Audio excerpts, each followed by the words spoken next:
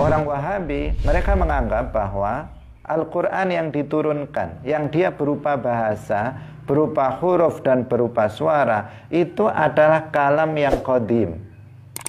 Kontradiksi apa tidak? Ya jelas kontradiksi. Jelas kontradiksi. Di satu sisi dia mengatakan qadim dengan lisannya, tetapi di satu sisi terlihat secara jelas, disaksikan secara jelas bahwa yang diturunkan itu tidak qadim. Huruf itu berpermulaan, berakhiran. Hadis, bahasa itu, bahasa Arab itu berpermulaan, berakhiran. Itu hadis. Suara itu berpermulaan, berakhiran. Itu juga hadis. Maka bagaimana sesuatu yang secara nyata hadis kemudian dibilang qadim? Nah, maka pada hakikatnya mereka meyakini bahwa sifat kalam Allah itu adalah sifat yang hadisah menurut mereka. Meskipun secara lisan mereka mengatakan qadim karena kebodohannya. Salatullah, salamullah ala al-hadi Rasulillah. Assalamualaikum warahmatullahi wabarakatuh.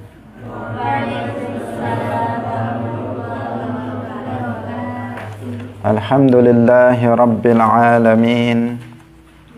Lahu ni'matu wa lahul fadlu wa lahu thana'ul hasan.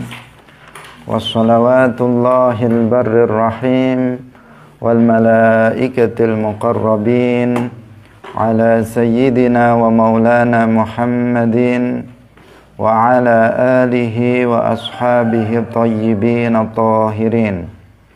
Allahumma la sahla illa ma ja'altahu sahla wa anta taj'alul hazna idza syi'ta sahla.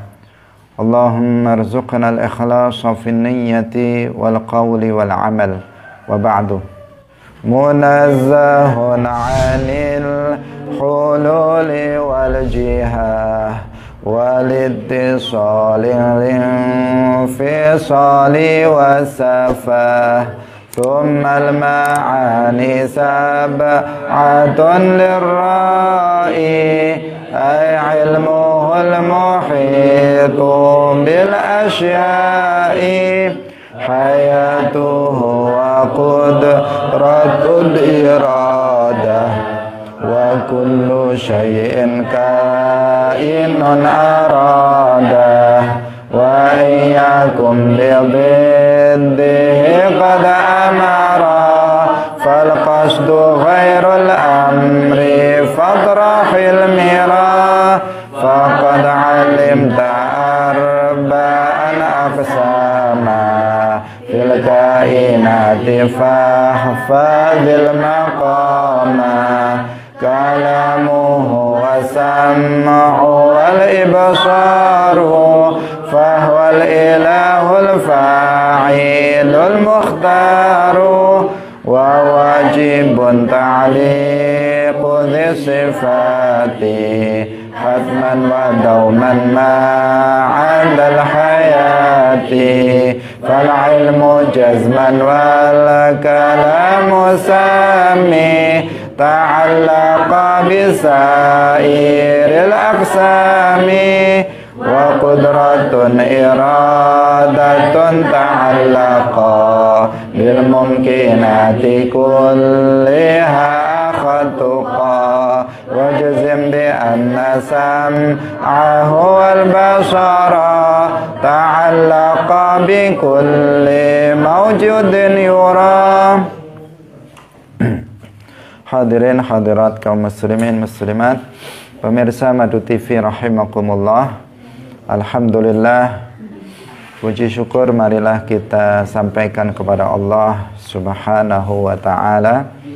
Pada pagi hari ini Allah Subhanahu wa ta'ala masih senantiasa melimpahkan taufiknya kepada kita semuanya, sehingga kita kembali dapat mengikuti pengajian kitab Al-Kharidatul Bahiyah, sebuah kitab dasar dalam ilmu tauhid.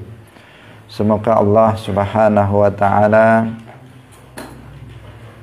senantiasa menetapkan taufiknya kepada kita sehingga kita bisa menyelesaikan pengajian kitab ini dan kita mendapatkan ilmu yang bermanfaat fid dunia wal akhirah. Amin ya rabbal alamin. Salawat dan salam semoga tetap terlimpahkan, tercurahkan kepada Nabi Agung, makhluk yang termulia Nabi Muhammad sallallahu alaihi wasallam, para sahabatnya, keluarganya, serta seluruh umat Islam yang mengikuti beliau ila yaumil qiyamah. Mari kita mulai pengajian kita pagi hari ini sampai pada nazam yang ke-34. Mari kita memulainya dengan mengikhlaskan niat kita lillahi ta'ala. Qala al-muallifu rahimahullahu ta'ala, kalamuhu wa sam'u wal ibsaru fahwal ilahul fa'ilul mukhtaru. Kalamuhu lan iku sifat kalame Allah, sifat ma'ani. Kalamuhu iku sifat kalame Allah, wa sam'u lan sifat sama', wal ibsaru lan sifat basar. Fahwa mongko utawi Allah iku al-ilahu, zat kang den sembah kelawan hak, al-fa'ilu, zat kang nitahaken utawa nyiptaaken, al-mukhtaru, zat kang duweni ikhtiar. Hadirin hadirat rahimakumullah, hari ini kita akan melanjutkan pembahasan tentang sifat ma'ani. Telah kita jelaskan sebelumnya bahwa sifat ma'ani itu ada 7. Dan yang pertama adalah sifat ilmu, telah kita jelaskan. Kemudian sifat hayah yang kedua. Kemudian sifat qudrah yang ketiga. Kemudian sifat iradah yang keempat. Nah, hari ini kita akan membahas sifat ma'ani yang berikutnya, yang ke-5, 6, dan 7, yaitu sifat kalam, sifat sama, dan sifat basar. Sifat yang ke-5 yaitu sifat kalam, bahwa Allah subhanahu wa ta'ala itu bersifatan dengan sifat kalam.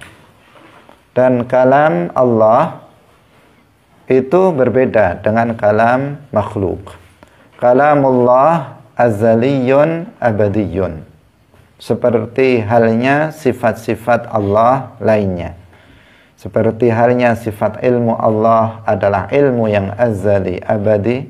Sifat iradah Allah adalah iradah yang azaliyah, abadiyah. Sifat qudrah Allah adalah qudrah yang azaliyah, abadiyah. Sifat hayah Allah adalah sifat hayah yang azaliyah, abadiyah. Demikian juga sifat kalam Allah adalah sifat yang azali dan abadi. Nah, artinya sifat Allah itu tidak berpermulaan dan juga tidak berpenghabisan. Nah, ketika dikatakan bahwa sifat Allah itu tidak berpermulaan dan juga tidak berpenghabisan, azaliyun, abadiyun, maka sifat kalam Allah itu bukanlah bahasa, bukanlah huruf, bukanlah suara. Kenapa? Karena bahasa itu memiliki permulaan. Bahasa itu adalah makhluk, dia berpermulaan.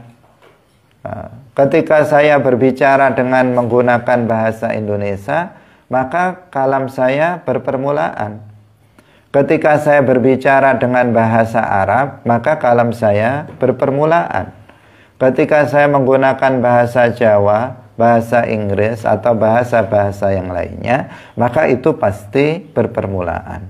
Sementara kalam Allah, sebagaimana sifat-sifatnya yang lainnya, itu azaliyun, tidak berpermulaan. Maka berarti kalam Allah itu bukan bahasa sama sekali.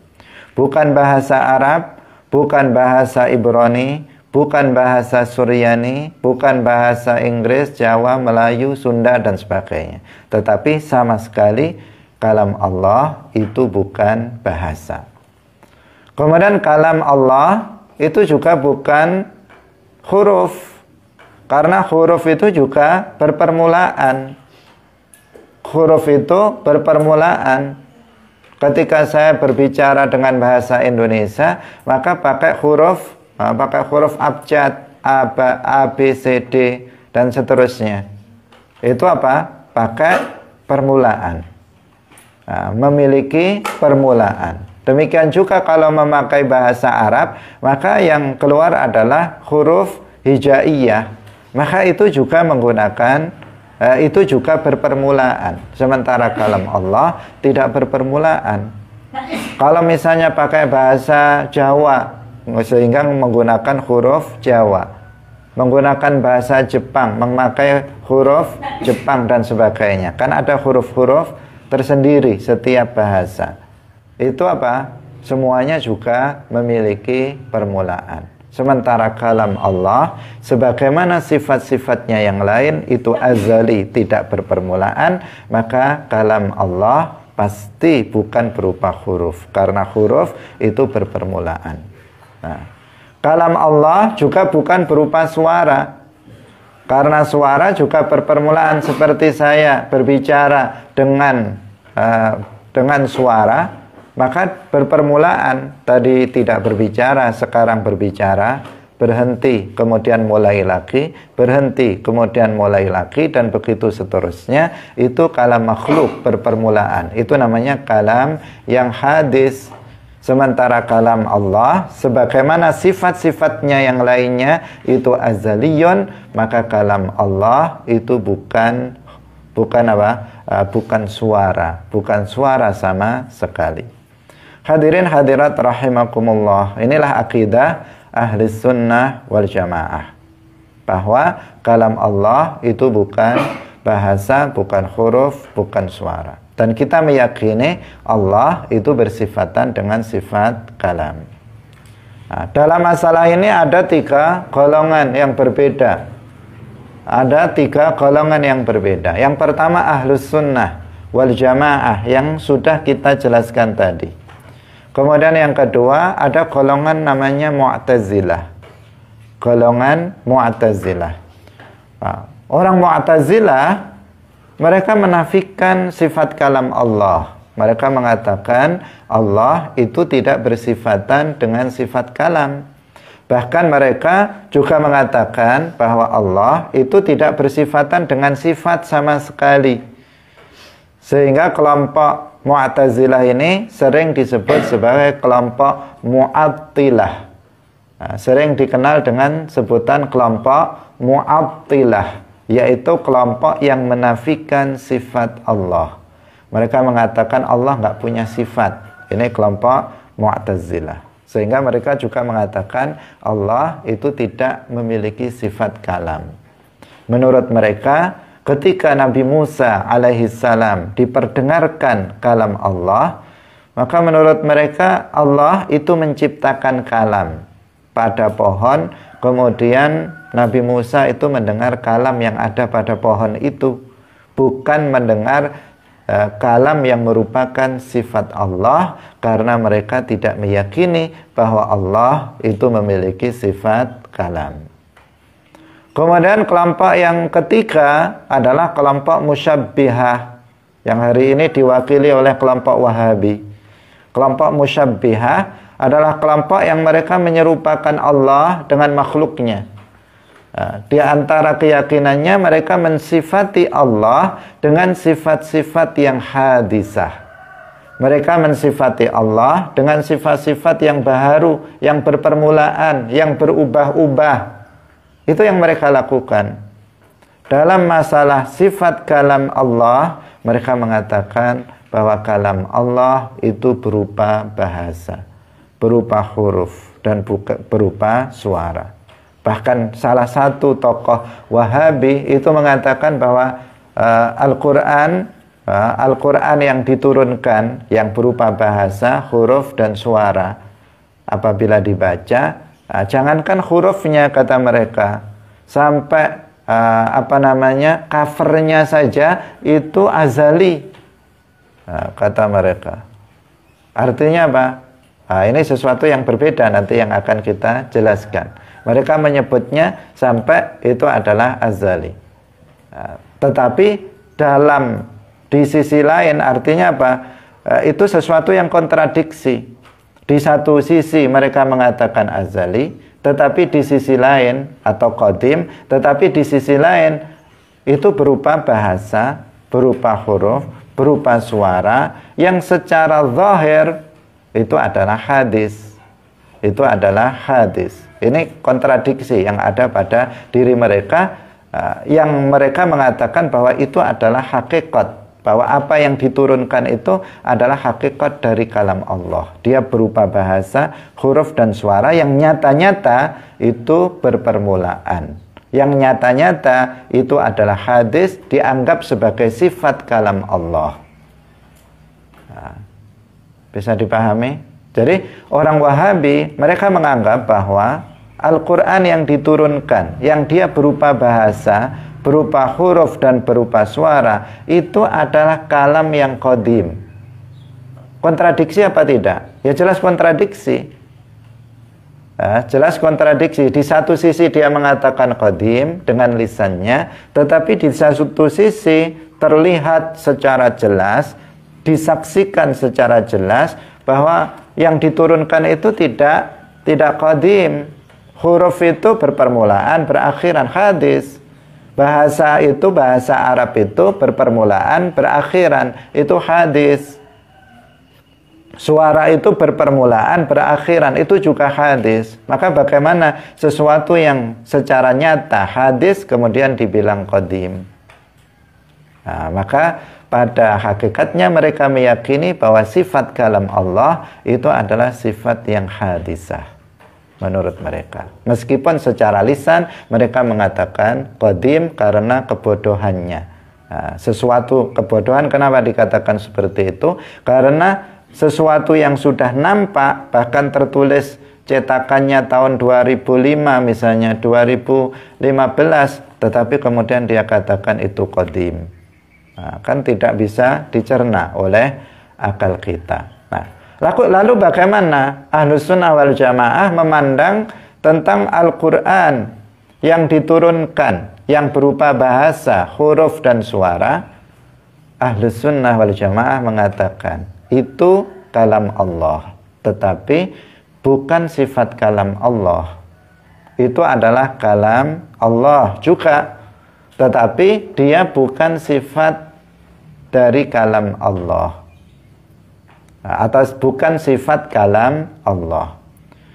Lalu bagaimana pengertian kalam Allah ketika dinisbatkan kepada lafaz yang diturunkan, yang berupa bahasa, huruf dan suara?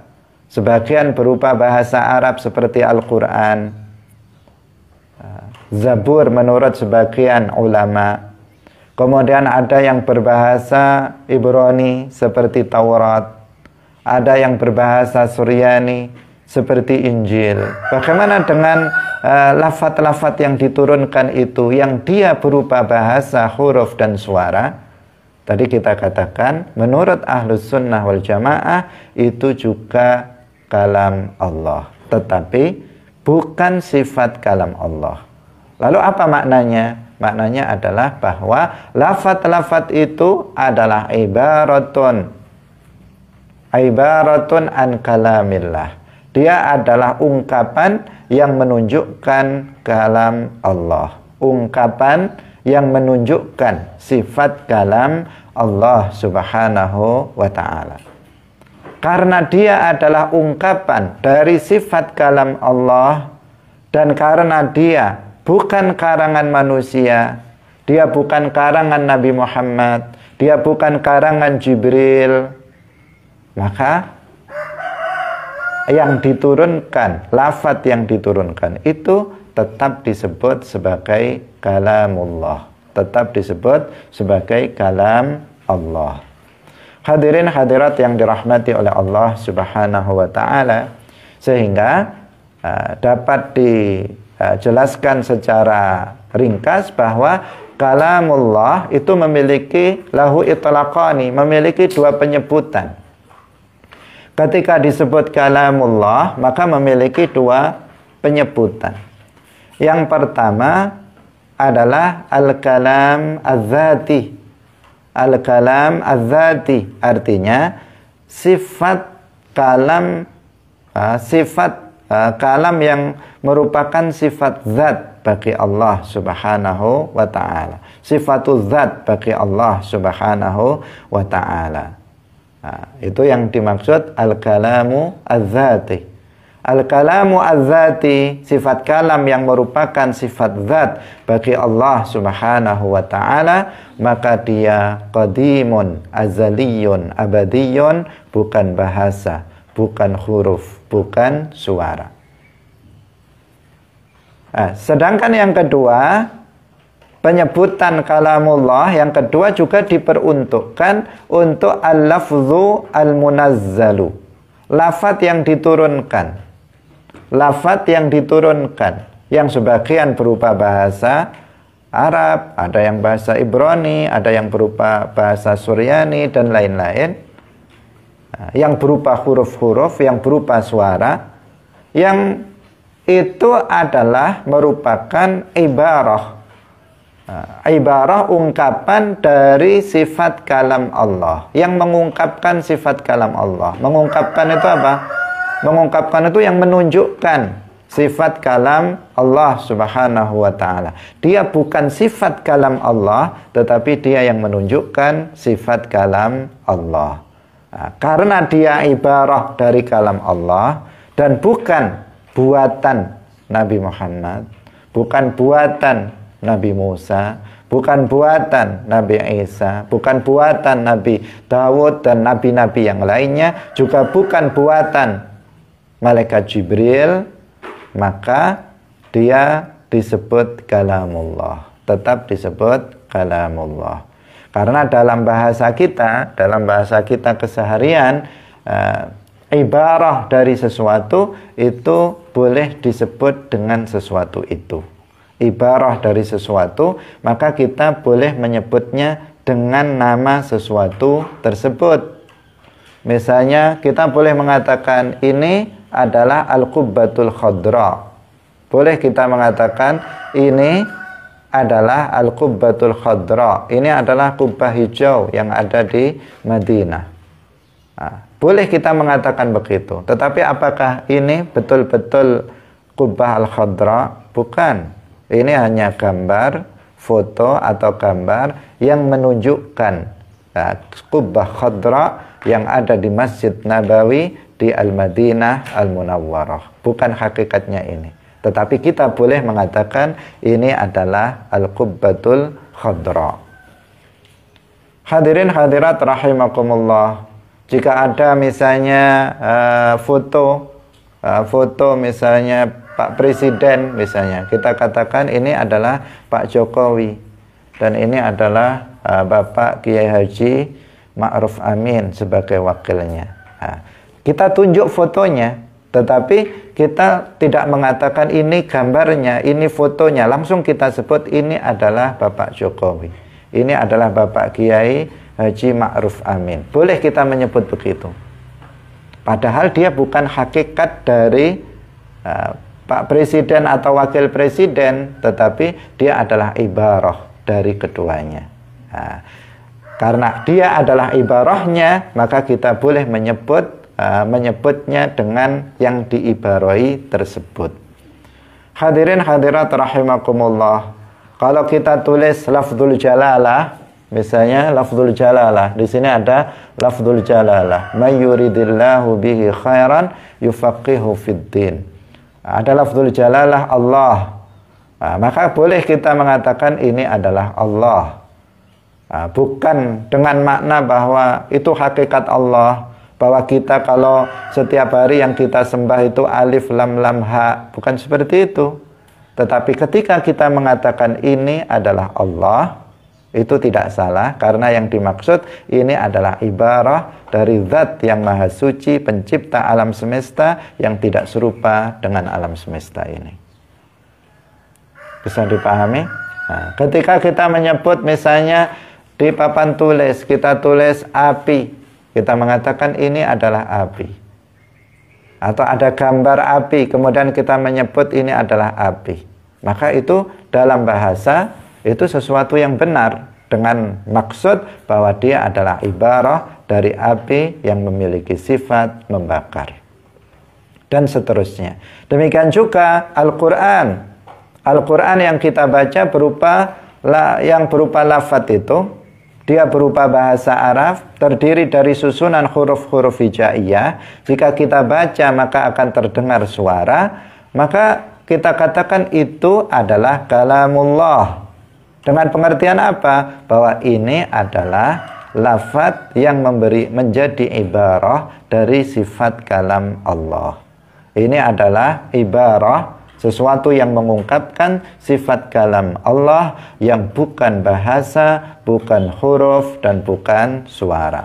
Nah, bisa dipahami ini ya. Nah, insya Allah bisa paham karena ini sudah berkali-kali kita jelaskan. Nah, hadirin hadirat yang dirahmati oleh Allah Subhanahu wa ta'ala. Nah, lalu bagaimana dengan misalnya firman Allah Subhanahu wa ta'ala dalam surat Yasin disebutkan innama amruhu idza arada syai'an ay yaqula lahu kun fayakun. Sebagian orang yang tidak memahami ayat ini difahami secara harfiah, dia menerjemahkan bahwa apabila Allah menghendaki untuk menciptakan sesuatu, maka Allah akan berkata kun, dengan kaf dan nun. Nah, jadi mereka mengatakan jika Allah menghendaki menciptakan sesuatu, maka Allah berfirman dengan lafaz kun, kaf dan nun. Nah, yang seolah-olah menunjukkan bahwa kalam Allah itu berupa bahasa, berupa huruf. Nah, maka maknanya tidak seperti yang dipahami oleh mereka yang pemahamannya keliru seperti itu, karena kalam Allah bukan bahasa, bukan huruf. Para ulama tafsir sudah menjelaskan bahwa ibarah kun, bahwa makna ayat ini adalah untuk menunjukkan bahwa jika Allah itu berkehendak untuk menciptakan sesuatu, maka Allah menciptakannya dengan mudah, semudah kita mengatakan kun. Nah, artinya bahkan lebih mudah. Kalau kita mengatakan kun, mudah apa tidak? Mudah, ringan, kun, mudah. Nggak ada yang berat sama sekali di lisan kita ketika kita mengatakan kun. Nah, ketika Allah menghendaki untuk menciptakan sesuatu, maka Allah itu menciptakannya dengan sangat mudah. Bahkan Allah menciptakan alam semesta ini dengan mudah. Nggak semuanya sama mudahnya. Nggak ada yang lebih sulit atau lebih mudah. Semuanya mudah bagi Allah Subhanahu wa ta'ala. Dan cepat terwujudnya dengan digantungkan kepada kehendak Allah Subhanahu wa ta'ala, maka sesuatu itu terjadi. Allah menciptakan arasy yang merupakan akbarul makhlukat, makhluk yang paling besar, tidak lebih sulit bagi Allah daripada menciptakan manusia.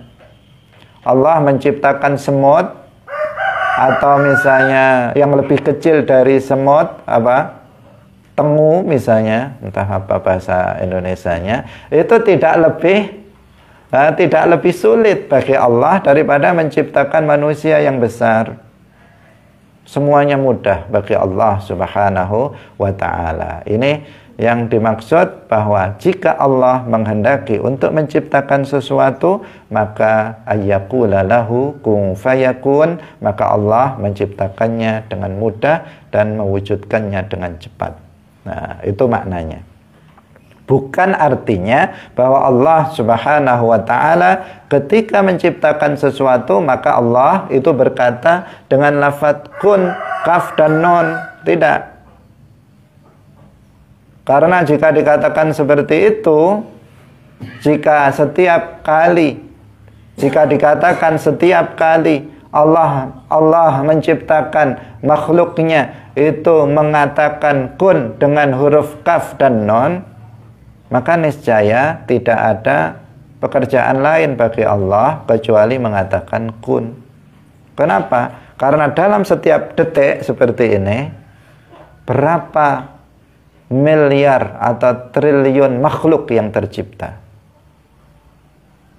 Nah, dalam satu detik seperti ini ada yang berkedip, ada yang bergerak. Semuanya kan ciptaan Allah. Ada yang merubah posisi, ada yang macam-macam gerakan, ada daun jatuh, ada yang hujan, ada yang macam-macam. Banyak sekali makhluk dalam satu detik yang tercipta. Apakah kemudian Allah kemudian mengatakan kun, itu pun nggak cukup juga dalam satu detik untuk mengatakannya untuk sekian miliar misalnya atau sekian triliun makhluk yang tercipta dalam waktu satu detik itu. Nah, makanya tidak mungkin kalau kalam Allah itu berupa bahasa, huruf, dan suara. Nah, ketika dikatakan dalam Al-Quran bahwa Allah ketika menciptakan makhluk maka ayyaqula lahu kun fayakun, artinya Allah menciptakannya dengan mudah.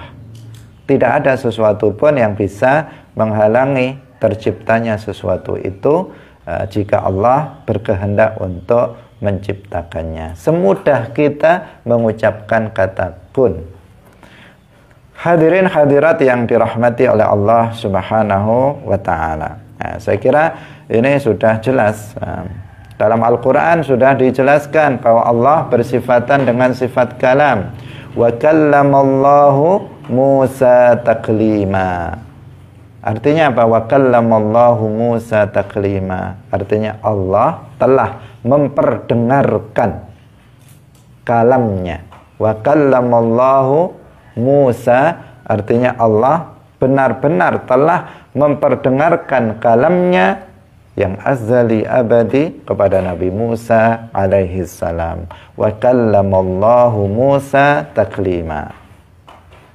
Kallama di sini artinya apa?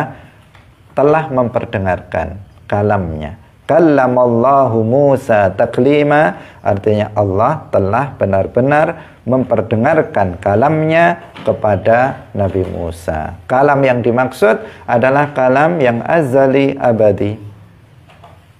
Kalam yang dimaksud dalam ayat ini adalah kalam yang azali abadi.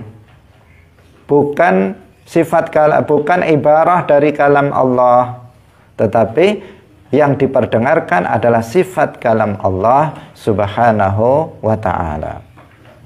Itu yang diperdengarkan. Sehingga Nabi Musa alaihi salam itu disebut sebagai kalimullah. Musa kalimullah. Apa artinya Musa kalimullah? Artinya Musa yang pernah mendengar kalam Allah. Enggak semua orang disebut kalam Allah. Oh, saya setiap hari mendengar kalam Allah. Ketika kawan saya membaca Al-Quran, maka saya mendengar kalam Allah. Maka saya juga kalimullah. Enggak. Kalimullah itu yang mendengar sifat kalam Allah. Bukan yang mendengar ibarah dari kalam Allah. Sehingga kalimullah itu Nabi Musa, kemudian Nabi Muhammad sallallahu alaihi wasallam.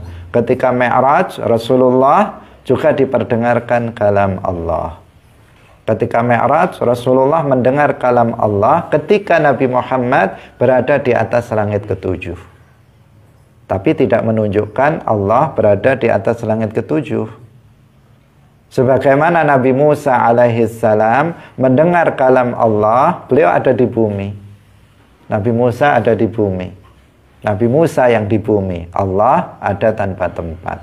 Nabi Muhammad yang berada di atas arsy, sementara Allah ada tanpa tempat. Hadirin hadirat rahimakumullah, malaikat Jibril juga pernah mendengar kalam Allah, sehingga juga disebut kalimullah. Tidak banyak yang disebut kalimullah dengan pengertian orang atau makhluk yang pernah diperdengarkan kalam Allah yang azali dan abadi. Hadirin hadirat rahimakumullah, secara akal Allah pasti bersifatan dengan sifat kalam. Karena jika tidak bersifatan dengan sifat kalam, maka berarti dia bersifatan dengan sifat kebalikannya, yaitu sifat bisu. Dan bisu adalah naqsun. Apa artinya naqsun? La yaliqu billah, sifat yang tidak layak bagi Allah Subhanahu wa ta'ala. Hadirin rahimakumullah, kemudian berikutnya adalah sifat as-sama. As-sama wal basar, yang keenam dan yang ketujuh.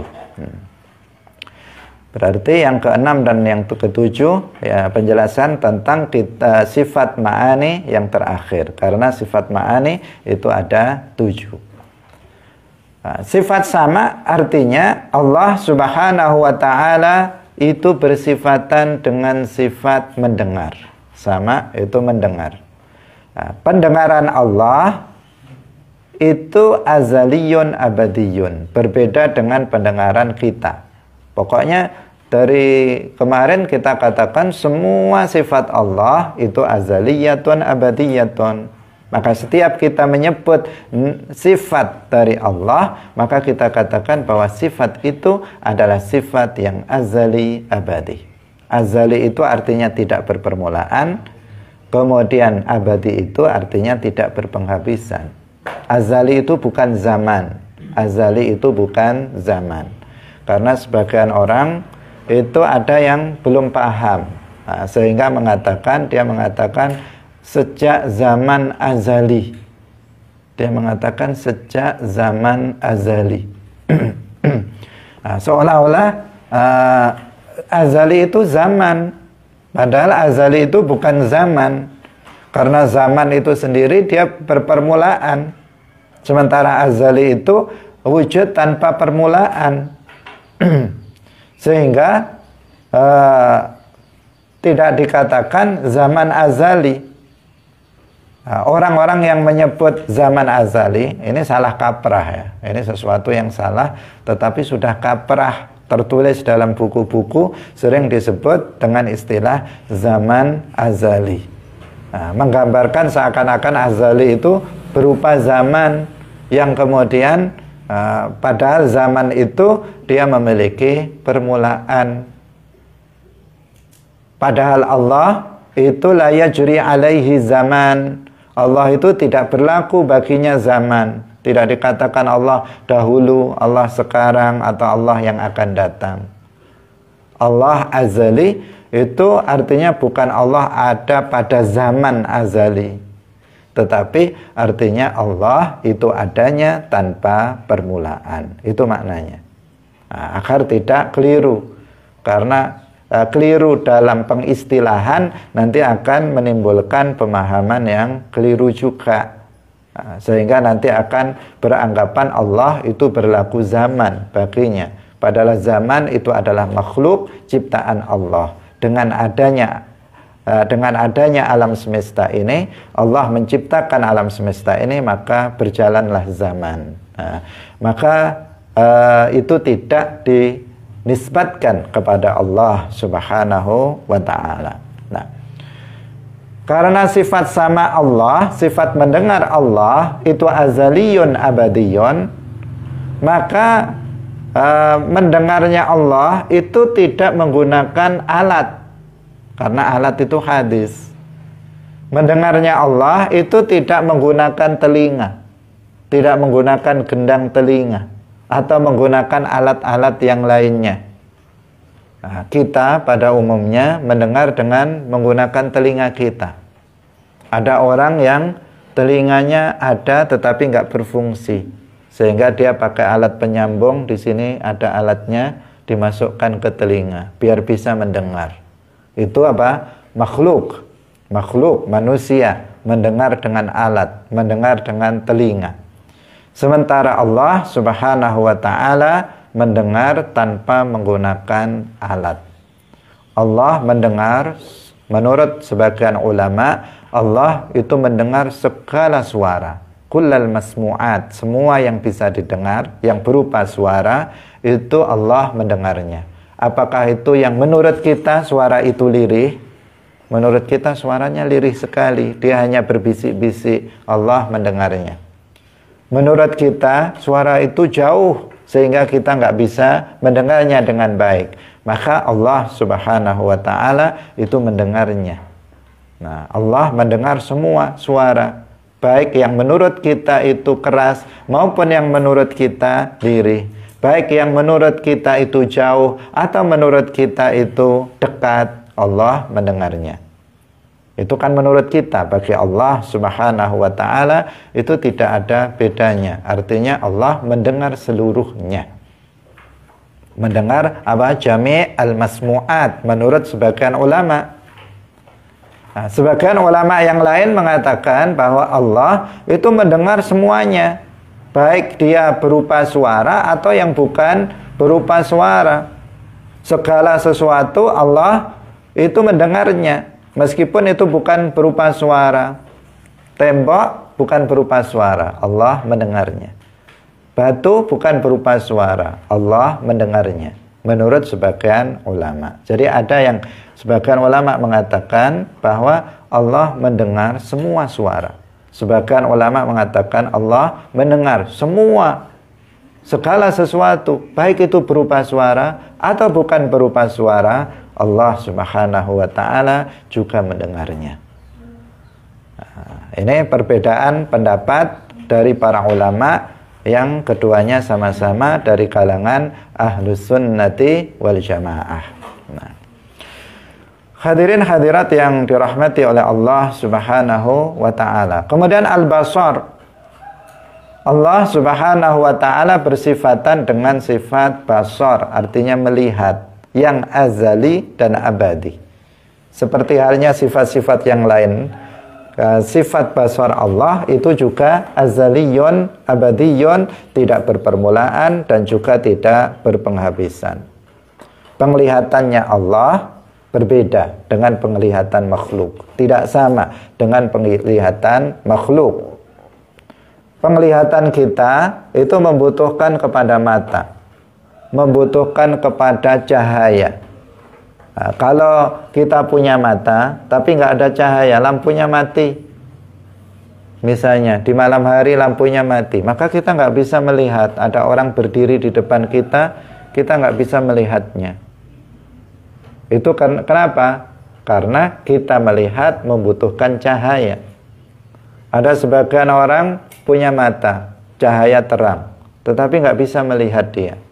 Kenapa? Karena matanya rusak. Matanya rusak. Dilihat matanya besar sekali, tetapi nggak bisa melihat karena sudah rusak. Ini apa? Ini makhluk melihat dengan alat, melihat dengan mata. Ada sebagian untuk melihat dia harus pakai kacamata. Kalau tidak pakai kacamata dia tidak bisa melihat dengan jelas atau bahkan tidak bisa melihat sama sekali. Itu makhluk. Makhluk melihat dengan alat. Sebagian orang melihat yang dia bisa melihat sesuatu yang jauh, tetapi dengan memakai alat, pakai teropong, dia bisa melihat misalnya bintang yang berada di tempat yang sangat jauh. Itu semuanya penglihatan makhluk membutuhkan kepada alat. Sementara basarnya Allah, penglihatan Allah itu tidak sama dengan penglihatan makhluk. Dia azali abadi, tidak menggunakan alat, tidak menggunakan mata, tidak menggunakan alat-alat yang lainnya, tidak membutuhkan cahaya. Karena Allah tidak butuh kepada makhluknya. Cahaya adalah makhluk, Allah tidak membutuhkan kepadanya. Sehingga penglihatan Allah Subhanahu wa ta'ala itu tidak terbatas. Berbeda dengan kita yang melihat hanya sedikit yang kita lihat. Yang kita lihat apa yang ada di depan kita. Kita nggak bisa melihat apa yang ada di dalam di balik tembok itu. Di kamar itu ada apa? Saya nggak tahu, nggak bisa melihatnya. Apa yang ada di belakang saya tidak bisa melihatnya. Nah, karena mata saya di depan, tidak di belakang. Sehingga apa? Sehingga nggak bisa melihat apa yang ada di belakang saya. Bahkan rambut saya bagian belakang saya nggak bisa melihatnya. kecuali pakai kaca, cermin, 2 cerminnya, baru kita bisa melihatnya. Nah, itu karena saya melihat dengan alat, saya melihat dengan membutuhkan kepada alat. Sementara Allah Subhanahu wa Ta'ala melihat tanpa alat karena penglihatan Allah itu azaliyun abadiyun. Hadirin hadirat yang dirahmati oleh Allah Subhanahu wa Ta'ala. Allah melihat segala sesuatu dengan penglihatannya yang azali dan abadi. Tentang sifat sama dan basar disebutkan dalam Al-Quran surat Asy-Syura yang sudah kita hafal ayat 11. Laisa kamitslihi syai' wa huwas sami'ul basir. Wa huwas sami'ul basir. Dan dia Allah zat yang maha mendengar dan zat yang maha melihat. Artinya Allah bersifatan dengan sifat sama dan Allah juga bersifatan dengan sifat basar. Tetapi ini ayat ini menjadi dalil bagi kita bahwa sama dan basar Allah tidak serupa dengan sama dan basar makhluknya. Kenapa? Karena dalam ayat ini didahului dengan tanzih, dengan laisa kamitslihi syai'. Didahului dengan itu, laisa kamitslihi syai', diberikan perhatian terlebih dahulu sebelum Allah berfirman wa huwas sami'ul basir. Terlebih dahulu diberikan perhatian laisa kamitslihi syai', bahwasanya tidak ada sesuatu pun yang serupa dengan Allah, baik dari satu segi maupun dalam semua segi. Dan Allah tidak serupa dengan sesuatu apapun dari makhluknya, baik dari satu segi maupun semua segi. Wa huwas sami'ul basir, dan dia maha mendengar dan maha melihat. Berarti mendengarnya Allah tidak serupa dengan mendengarnya makhluk, melihatnya Allah tidak serupa dengan melihatnya makhluk. Itu akal yang sehat akan berkata seperti itu. Tetapi akal yang nggak sehat, seperti Ibnu Taimiyah yang dikatakan oleh para ulama bahwa ilmuhu akbaru min aklihi, karena nggak paham, nggak diberi pemahaman oleh Allah Subhanahu wa Ta'ala, dia malah mengatakan laisa kamitslihi syai' nazzaha. Allah mensucikan dirinya dari menyerupai makhluk, kata dia. Wa huwa sami'ul basir syabbaha. Di sini Allah menyerupakan dirinya dengan makhluk. Seakan-akan dalam satu ayat sudah ada kontradiksi. Di satu sisi mensucikan dari menyerupai makhluk, di satu sisi menyerupakan dirinya dengan makhluk. Ini pemikiran yang kacau, pemikiran yang bertolak belakang, depan dengan belakang. Yang satu mensucikan dirinya, zatnya, dari menyerupai makhluk, yang satu justru menyerupakan zatnya atau menyerupakan dirinya dengan makhluk. Ini namanya pemikiran yang nggak lurus. Orang yang lurus pemikirannya, dia tidak akan menghasilkan sebuah pemikiran yang seperti itu. Hadirin hadirat yang dirahmati oleh Allah Subhanahu wa Ta'ala. Jadi Allah Subhanahu wa Ta'ala itu zat yang maha melihat dan juga maha mendengar. Allah secara akal pasti bersifatan dengan sifat itu. Karena jika dikatakan Allah tidak bersifatan dengan sifat mendengar atau dengan sifat melihat, maka niscaya secara akal dia disifati dengan sifat kebalikannya, yaitu sifat Sifat tuli dan sifat buta. Kalau nggak bersifatan dengan sama, berarti dia tuli. Kalau dia tidak bersifatan dengan sifat basar, berarti dia buta. Tuli dan buta itu adalah sesuatu sifat naqsun, sifat yang la yaliqu billah, sifat yang tidak layak bagi Allah Subhanahu wa Ta'ala. Jangankan bagi Allah, Bagi makhluk saja buta dan tuli itu merupakan sifat yang kurang. Sifat yang kurang artinya sifat yang menunjukkan aib, sifat yang menunjukkan kekurangan bagi seseorang. Kalau kamu misalnya ditawari, kamu mau, ini ada perempuan cantik misalnya, kalau kamu mau menikahinya cantik, nggak ada luar biasa cantiknya, tetapi budek, telinganya nggak mekan, telinganya nggak berfungsi, nggak bisa tuli dia nggak bisa mendengar. Apa kamu mau?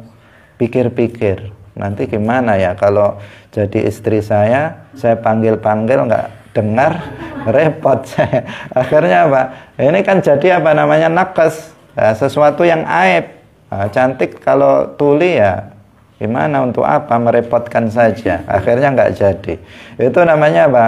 Ini nakes yang menunjukkan bagi makhluk pun itu nakes. Nggak bisa melihat, ya tambah merepotkan lagi. Nggak bisa melihat. Kalau nggak bisa mendengar masih bisa melihat, lumayan. Ini nggak bisa melihat, kemana-mana nuntun. Repot ini nanti jadi suaminya, dan seterusnya. Ini apa? Nakes, bagi makhluk pun nakes. Bagi makhluk pun ini merupakan aib, merupakan kekurangan. Lalu bagaimana mungkin sifat kurang ini dinisbatkan kepada Allah Subhanahu wa ta'ala? Maka pastilah Allah Subhanahu wa ta'ala itu As-Sami', Allah itu Al-Basir. Allah itu zat yang mendengar, Allah itu zat yang melihat. Allah melihat segala sesuatu, Allah mendengar segala sesuatu.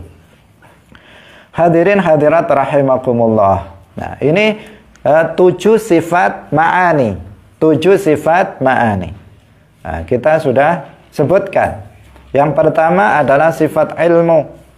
Yang kedua adalah sifat hayah. Yang ketiga adalah sifat qudrah. Yang keempat adalah sifat iradah. Yang kelima yang tadi kita sebutkan adalah sifat apa? Sifat kalam. Kemudian yang keenam adalah sifat sama. Kemudian yang ketujuh adalah sifat basar. Ini yang disebut dengan 7 sifat ma'ani. Sebagian ulama kemarin ada yang mengatakan 8, ditambahkan al-baqa, masuk pada sifat ma'ani. Tetapi yang masyhur itu bahwa sifat ma'ani itu ada 7. Sifat nafsiyah ada 1. Sifat salbiyah ada berapa? Ada 5. Kemudian sifat ma'ani ada 7. Jumlahnya ada berapa? 13. Jumlahnya ada 13. Sedangkan 7 sifat berikutnya menurut ulama yang mengatakan sifat wajib bagi Allah itu ada 20, disebut dengan sifat ma'nawiyah. Disebut dengan sifat ma'nawiyah. Sementara yang mengatakan 13 maka cukup sampai di sini, yaitu sifat nafsiyah, kemudian sifat salbiyah, kemudian sifat ma'ani, jumlahnya sudah 13 sifat. Nah, hadirin hadirat rahimakumullah, demikian pengajian kita pagi hari ini. Masih ada yang belum kita jelaskan, yaitu qaulul mu'allif fahwal ilahul fa'ilul mukhtaru. Insyaallah akan kita bahas dalam pertemuan berikutnya. Semoga bermanfaat dan kita mendapatkan ilmu yang bermanfaat di dunia wal akhirah, memperkuat keimanan kita, menguatkan, memantapkan tauhid kita kepada Allah Subhanahu wa taala. Barakallahu fikum wallahul muwaffiq ila aqwamit thariq. Wassalamu alaikum warahmatullahi wabarakatuh. Salamullah ala al-hadi Rasulillah.